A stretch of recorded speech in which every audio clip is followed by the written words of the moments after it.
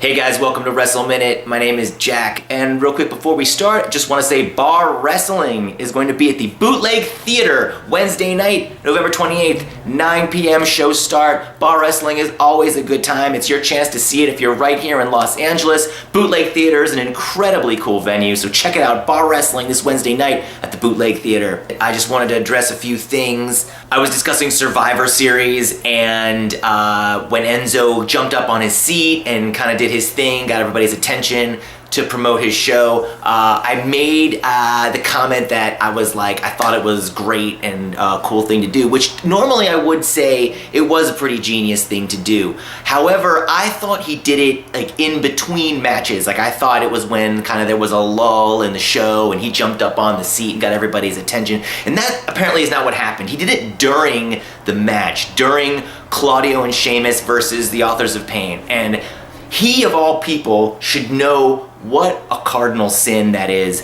Being a worker himself, that's the biggest insult you can give to another fellow worker. Those were his peers. Those were the people he worked with, his co-workers in the WWE.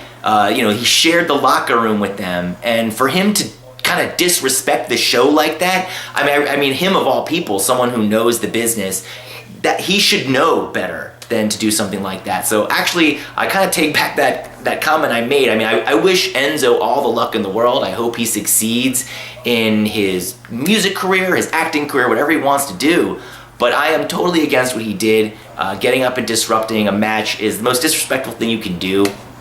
It's the equivalent of heckling somebody or just being a complete douchebag. So I take that back, and I'm really sorry for what happened to the AOP and Sheamus, who I've never met, but Claudio I know very well. I've worked with Claudio in Chikara, and Claudio was a class act, and he would never ever do anything even remotely like that to somebody else. So my hat's off to them for conducting themselves like professionals and continuing on with the match.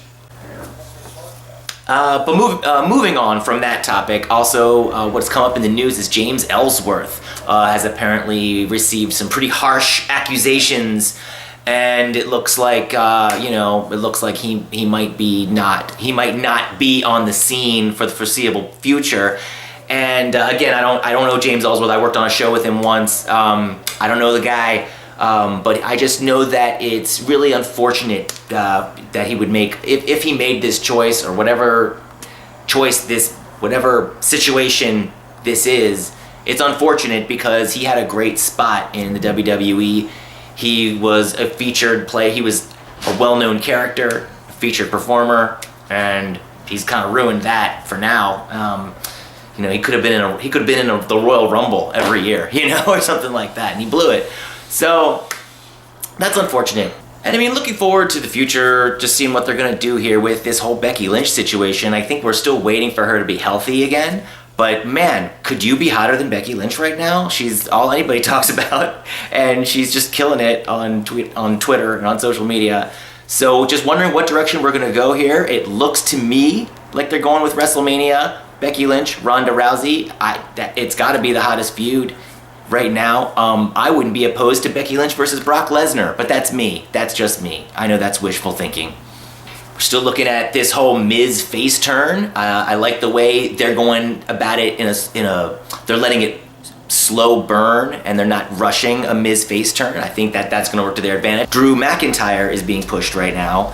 They have really taken their time with him, and they've done this the right way. They've had him just look unstoppable. We haven't seen too much of him in the ring, but what we have seen has been very, very dominant. And he's kind of right now, he's got Dolph, he's saddled with the Dolph Ziggler gimmick. When he breaks free of that, they've really put him in the position to just look really, really like the most legitimate tough guy they have right now, besides Brock. So I'm really liking the slow push of Drew McIntyre, and here's hoping that they continue that all the way to WrestleMania, because I think they really got something with him. And I think, but on a final note, I just want to kind of throw in that there's a lot of tag teams right now. The WWE has so many tag teams. I'm really hoping they push for a big tag team division, and the tag teams really get highlighted on shows like SmackDown and Raw, and I hope that at WrestleMania the tag teams play a really, really big role, because we got a lot of good ones. I'm a big fan of tag team wrestling, so here's hoping that they go in that direction. What do you guys think? Leave a comment down below. Let me know what you think the WrestleMania main event should be. If you had your way, would you make it Becky Lynch versus Brock Lesnar? I know I would. Leave a comment below, and we'll see you next time on WrestleMinute. My name is Jack.